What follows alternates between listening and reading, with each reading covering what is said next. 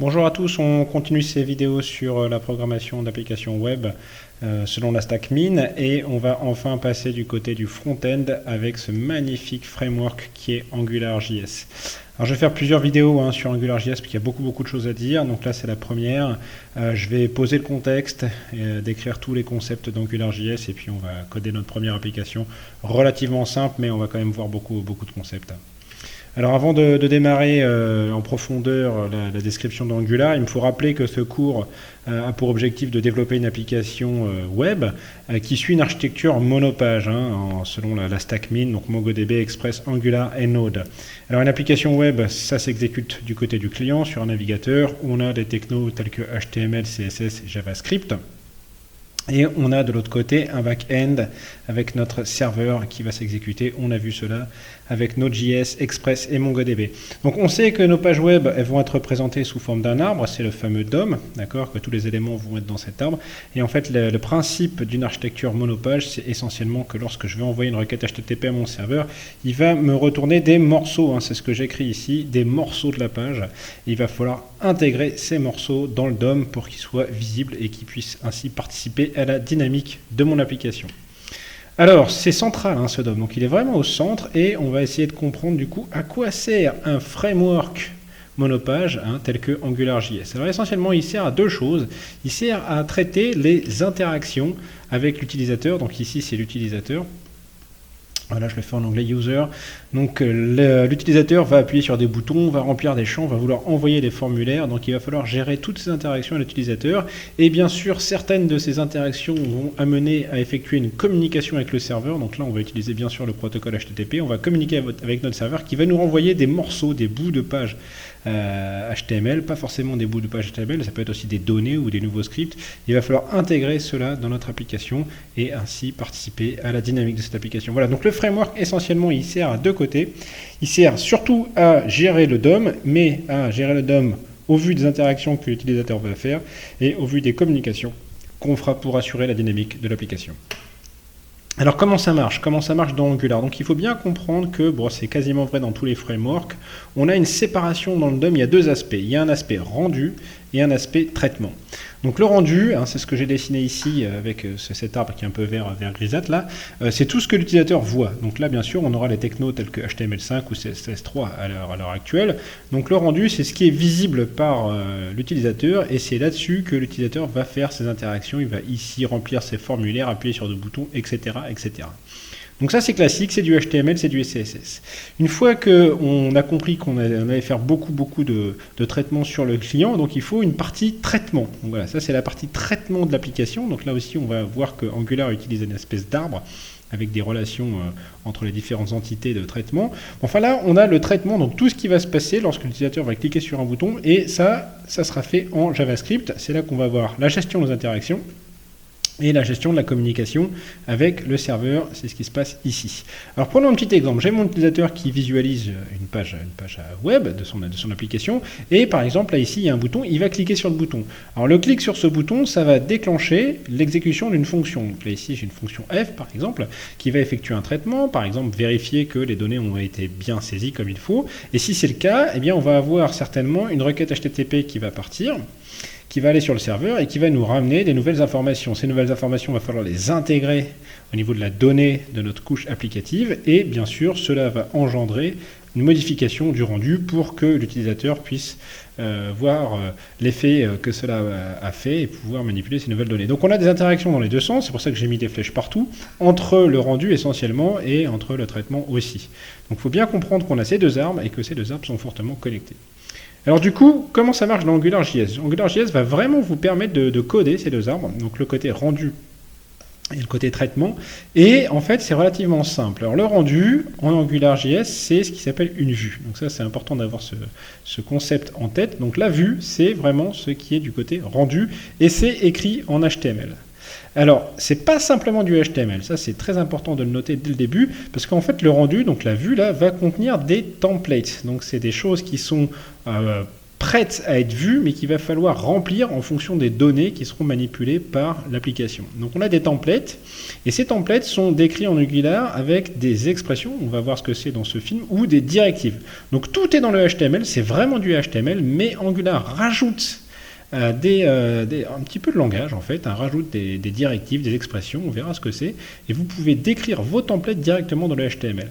Alors du coup, qu'est-ce qui va se passer? Eh bien, notre vue va être compilée avec ces templates, donc on a vraiment une phase de compilation, il faut comprendre ça dès le début avec Angular.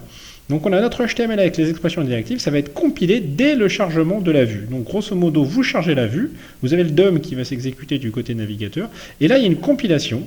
Donc c'est-à-dire qu'on va exécuter les expressions et les directives, et c'est là qu'on va commencer à faire des liens avec la partie traitement.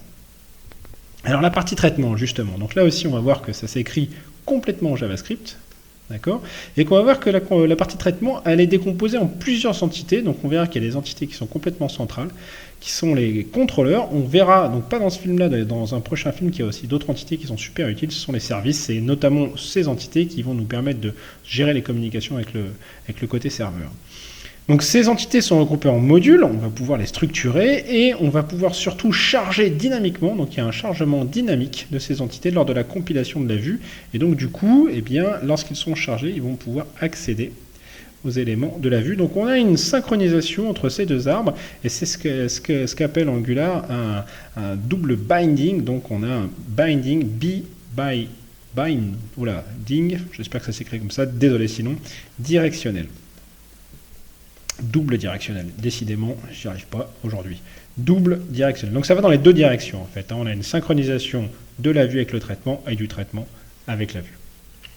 Ok, on rentre un peu plus dans le détail et on va commencer par le minimum. Qu'est-ce qu'il faut faire au minimum pour pouvoir faire une application Angular? Donc on a vu qu'il y avait ces deux aspects.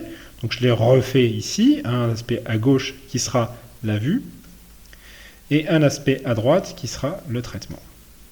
Alors j'ai fait le truc le plus minimal possible. Donc la vue, qu'est-ce que c'est? C'est une vue dans laquelle il n'y aura pas de template. Il n'y aura rien en fait, il n'y aura quasiment rien. Et pourtant, pour que ce soit vraiment une application Angular, il va falloir que cette vue charge le framework AngularJS et le script de l'application. D'accord? C'est-à-dire là ici, le traitement. Donc là, le script de l'application, tac, tac, tac, tac, tac, c'est le JavaScript qui va composer la couche applicative. Donc ça se fait sur ces lignes ici, 9 et 10. Donc vous voyez ici, ça c'est la balise classique HTML pour charger un script. Donc là ici, je charge le framework AngularJS. Alors vous pouvez soit le télécharger localement, soit comme moi utiliser l'URL ajax-googleapis.com. Vous faites comme vous voulez. Mais en tout cas, à un moment donné, il faut charger un AngularJS. Le deuxième point, vous devez charger votre application. Je le fais ici avec cette balise script, donc src monangular.js. Donc ça sera le nom du fichier JavaScript de mon application. Donc ce fichier-là va s'appeler monangular.js. Et si vous regardez dans le reste du document, c'est du HTML classique, hein, et en fait il n'y a pas encore de template. Okay. Le seul truc qu'il faut marquer, c'est le deuxième point pour que ça puisse démarrer. C'est ici, on a un attribut un peu particulier qu'on va appeler une directive. Ça va être une directive. Et cette balise ngapp dit, grosso modo, eh bien, il faut considérer que ceci est une vue Angular. Donc ça veut dire qu'il faut la compiler. D'accord? Donc avec ngapp, vous êtes en train de dire que ceci est une vue Angular, il faut la compiler et vous mettez comme nom le nom du module principal de votre application. On va le retrouver ici. Donc je décrirai après la couche applicative. Voilà, donc le minimum à faire quand on fait une vue Angular, c'est charger les scripts. Le script Angular, votre script, donc ce que j'appellerai dans la suite app, votre application. D'accord? Et une fois que vous avez fait ça, il faut utiliser, donc ça c'est le point 1, et il faut utiliser le point 2, la directive, pour dire que votre vue est une vue Angular, et donc elle a pour objectif d'être compilée. Alors avant de vous expliquer la compilation, je vais vous expliquer ce que fait mon traitement. Mon traitement, il ne fait pas grand-chose. Il décrit un module. Donc il utilise l'objet Angular, qui a été chargé dès qu'on va charger le script angular.min.js. Et il appelle la méthode module qui permet, cette méthode est très simple, de définir un nouveau module. Donc ça, le premier paramètre, ça va être le nom du module. nom du module. Le deuxième paramètre, qui ici est vide, c'est le tableau des modules dépendants. Donc, si jamais votre module dépend d'autres modules, alors il faudra les spécifier ici. Voilà, donc ça c'est le minimum. Qu'est-ce qui va se passer? Donc regardez, le navigateur va charger ce fichier HTML. Donc ça, on va l'appeler par exemple index.html.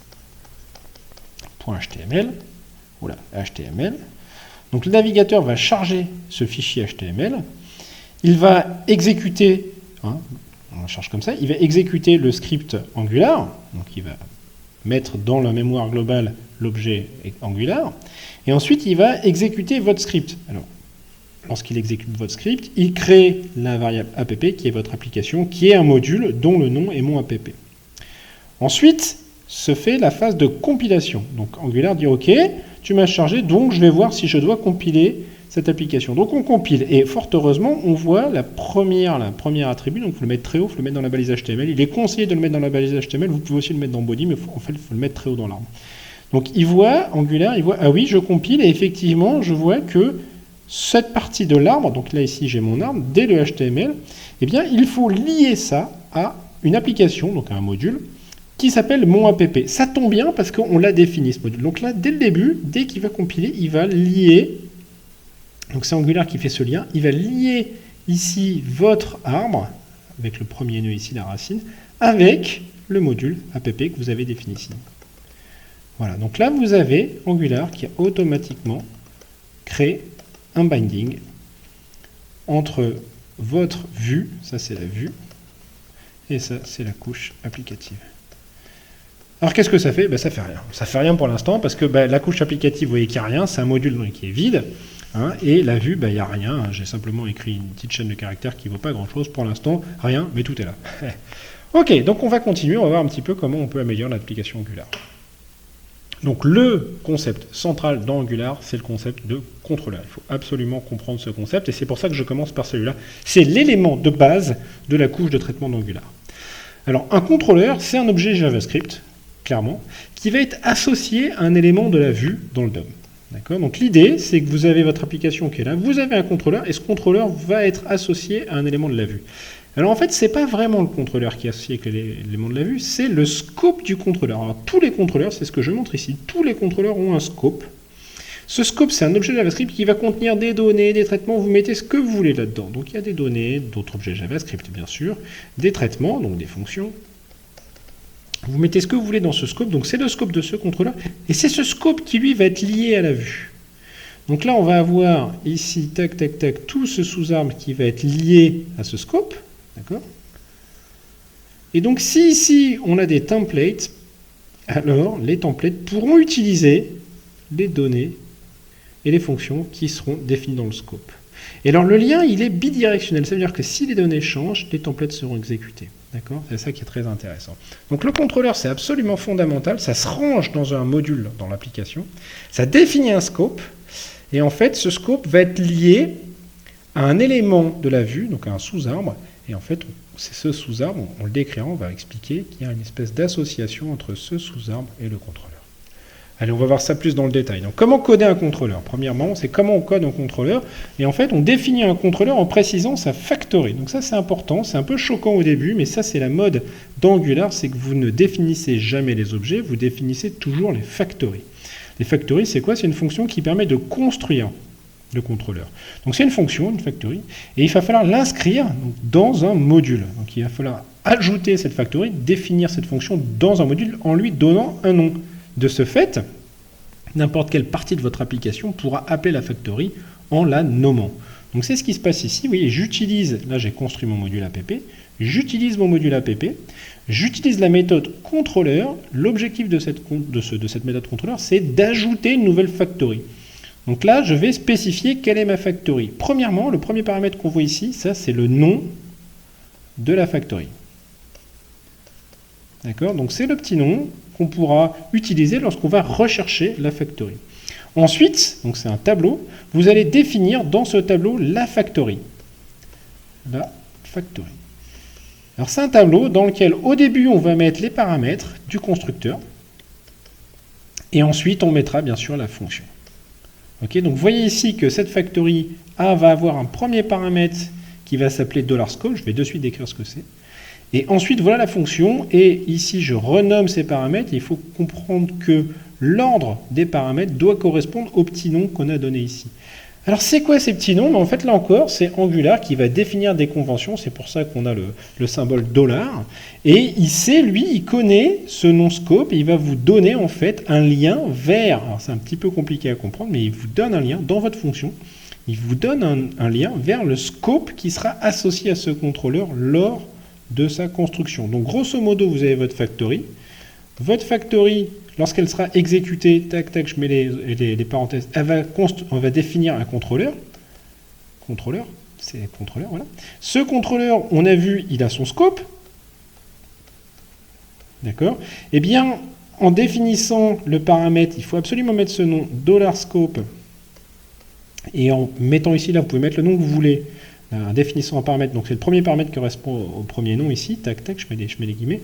Donc vous pouvez avoir ici une référence vers le scope de votre contrôleur une fois qu'il sera inscrit.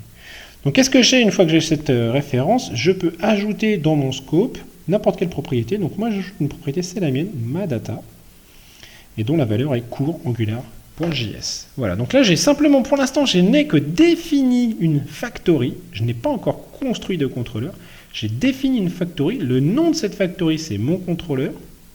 Cette factory va prendre un paramètre en entrée, ce paramètre, je sais qui c'est, enfin du moins Angular sait qui c'est, ça sera le scope du contrôleur. Voilà. Donc du coup, je peux, lorsque je vais construire mon contrôleur, initialiser son scope. Dans le scope, je vais ranger une propriété qui va s'appeler maData, dont la valeur sera la chaîne de caractères, tac, tac, tac, tac. Désolé, j'ai plus de place, cours angular.js. Donc ça, on a vu la couche traitement. Maintenant, il faut comprendre la couche vue. Comment on fait pour lier la vue avec le contrôleur? C'est relativement simple. On utilise une directive. Alors, directive, hein, c'est le petit nom Angular pour dire quelque chose. Donc, soit une balise, soit un nom d'attribut, soit une classe, etc., qui va se retrouver dans le HTML, mais qui est défini par Angular. Donc, Angular a défini une nouvelle directive qui s'appelle ng-contrôleur, et ça permet de définir un lien entre la vue et le contrôleur. D'accord? Donc, grâce à cette directive, un nouveau contrôleur sera construit lors de la compilation de la vue en appelant la factory. D'accord? Alors, ici, un exemple. J'ai mon body, j'ai changé la page de tout à l'heure, j'ai mis un div et j'utilise cette fameuse directive ng-contrôleur et j'utilise comme nom le nom que j'ai donné à la factory. Donc là, ici, je spécifie le nom de la factory. D'accord? Donc maintenant, qu'est-ce qui va se passer? Lorsque je vais charger cette page, de suite après, je vais la compiler. Lorsque je vais la compiler, vous vous rappelez qu'au début, là, il y a app, ng-app, qui définit que ce truc est un module. OK. Maintenant, je vois cette nouvelle directive, ng-controller. Là, en fait, lors de la compilation, Angular va dire « Ah, OK, je comprends. Il faut que au nœud div, donc là, on imagine que j'ai ce nœud div dans mon arbre, dans ma vue, il faut qu'au ce nœud div, j'associe, tac, tac, tac, tac, tac, un contrôleur. Ce contrôleur, comment il est construit? Il faut exécuter la factory dont le nom est mon contrôleur. Ah, c'est là qu'on va construire le contrôleur. Donc, on va construire ce contrôleur en appelant la fonction, grosso modo, mon contrôleur. Parenthèse, parenthèse. Mais c'est pas parenthèse, parenthèse, parce que là, vous vous rappelez, on va donner le scope. D'accord? Donc, on va avoir un objet, hein, dont le scope va avoir une propriété qui va s'appeler maData et dont la valeur c'est cours, si je me rappelle bien, sur angular.js. Donc là, juste avec cette directive là ng-controller, vous êtes en train de dire à cette partie de l'arbre, donc là il y avait HTML et body, etc., etc. À cette partie de l'arbre, je vais ajouter ce contrôleur dont le scope contient une propriété dont la valeur est ça. Tout ça parce que j'ai défini la factory. OK? Alors, il ne reste plus qu'une seule chose, c'est comment exploiter ce scope. Donc, c'est nos fameux templates. Alors, je vais brièvement présenter ici deux types de templates. Le premier template qu'il faut connaître, ce sont les expressions. Les expressions sont les templates les plus basiques. Alors, ils se définissent en mettant accolade ouvrante, accolade ouvrante. On met une expression, accolade fermante, accolade fermante.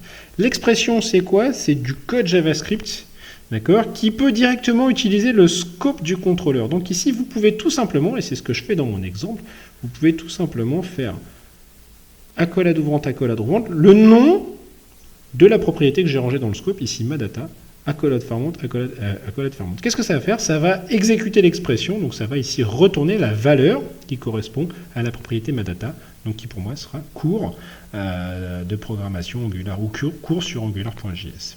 Donc ce code, le code de l'expression, sera exécuté juste après la compilation, ça c'est important, et surtout à tout moment, dès que le scope changera. Donc si jamais il y a une fonction quoi ou qu'est-ce qui fait changer le scope de mon contrôleur associé, à ce moment-là, je réexécuterai l'expression et donc je vais avoir un rafraîchissement de ma vue. Point important, faites très attention, le code doit être très basique. Hein. C'est du JavaScript, mais pas complet. Donc pas de déclaration de fonction, il y a différentes règles, je ne vais pas toutes vous les présenter ici, il faut savoir que c'est du très basique. Donc voilà, mon exemple, qu'est-ce qu'il fait ici? Donc là, on a vu le slide précédent que div était associé. Donc j'ai mon arbre HTML. Oula, j'ai body et je vais en div. On sait que de l'autre côté, on est associé à un contrôleur. Et en fait, on est plutôt associé au scope du contrôleur. D'accord? On sait que ce scope contient une propriété qui s'appelle maData, et bien vous voyez ici, dans le div, j'ai une expression qui va directement utiliser maData et qui va afficher ici donc la valeur stockée dans le scope et 2 points, et va donner la valeur de la data. Donc c'est si simple que ça.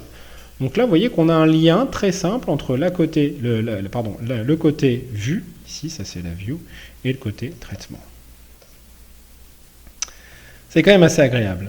Alors, on va continuer l'exemple, et j'arrêterai là, parce que c'est déjà pas mal sur ce premier cours, avec un deuxième template, qui est la directive ngModel. En fait, il faut savoir qu'il y a plein de directives. Allez sur le site déjà, avant que je continue mes petites vidéos, allez sur le site et voyez toutes les directives qui sont proposées. Il y en a vraiment beaucoup. Les directives, vous comprenez que ce sont des templates qui vont être exécutés dans la vue, qui vont être liés à des scopes, d'accord, et ils sont super utiles. Alors, la directive que j'ai envie de vous montrer, c'est ngModel, parce que c'est assez sympa de faire une démo comme ça.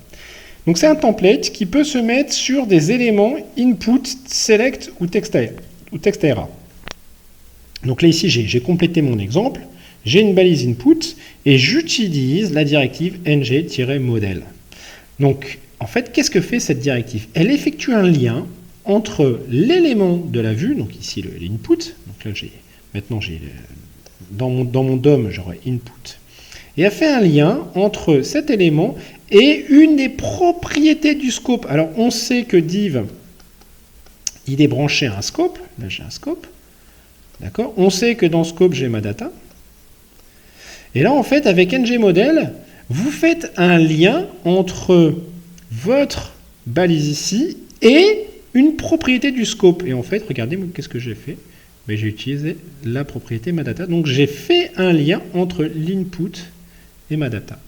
Donc, c'est super intéressant parce que si l'élément change, donc c'est ici dans mon input, je change l'élément, alors la valeur qui sera stockée ici change. Si au contraire le scope change, alors l'élément change. Donc, on a vraiment ce binding bidirectionnel. Alors voilà l'exemple que ça fait, mais je vais vous le montrer un peu plus grand là.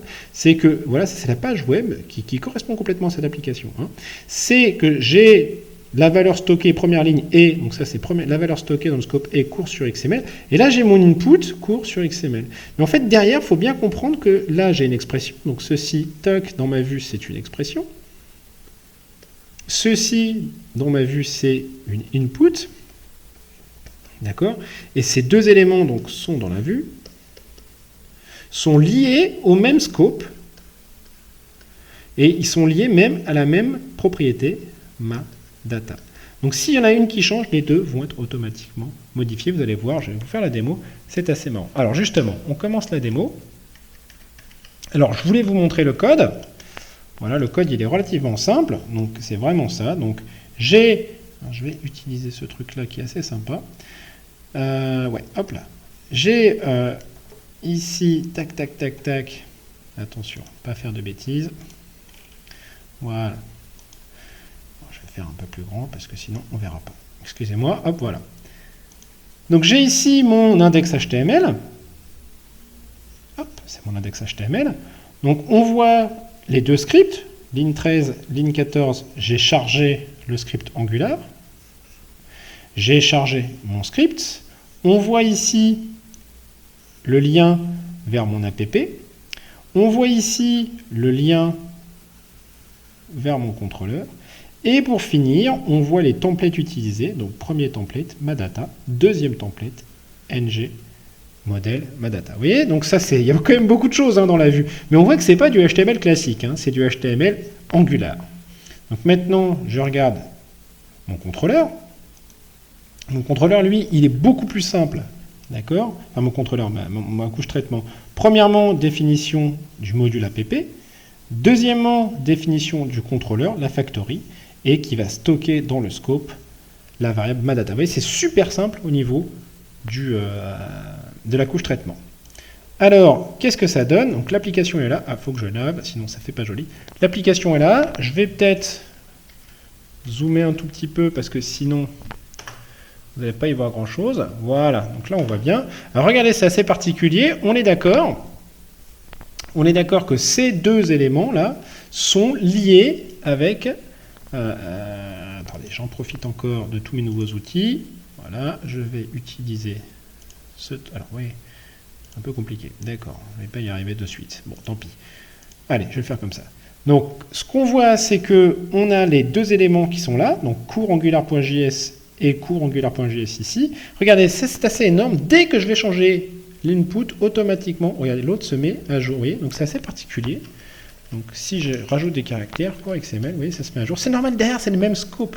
Donc là, j'essaye d'illustrer proprement la double synchronisation. Voilà, j'ai fini. Je vais aller vers ma synthèse. J'ai fini. J'ai beaucoup de choses qui tournent. J'ai fini le premier cours sur AngularJS. J'ai envie de faire quand même une petite synthèse. Donc, hop, je ferme ça. Donc, qu'est-ce qu'on a vu? On a vu qu'Angular est un framework qui permet de coder le front-end monopage. On a vu qu'il y a une séparation de la vue et du traitement. Donc, la vue view, traitement app. La vue, on a vu que c'est codé en HTML plus CSS plus directive Angular ou même expression. J'ai obligé de le saisir ici. Donc, ils sont carrément intégrés dans le HTML. On intègre le template dans le HTML.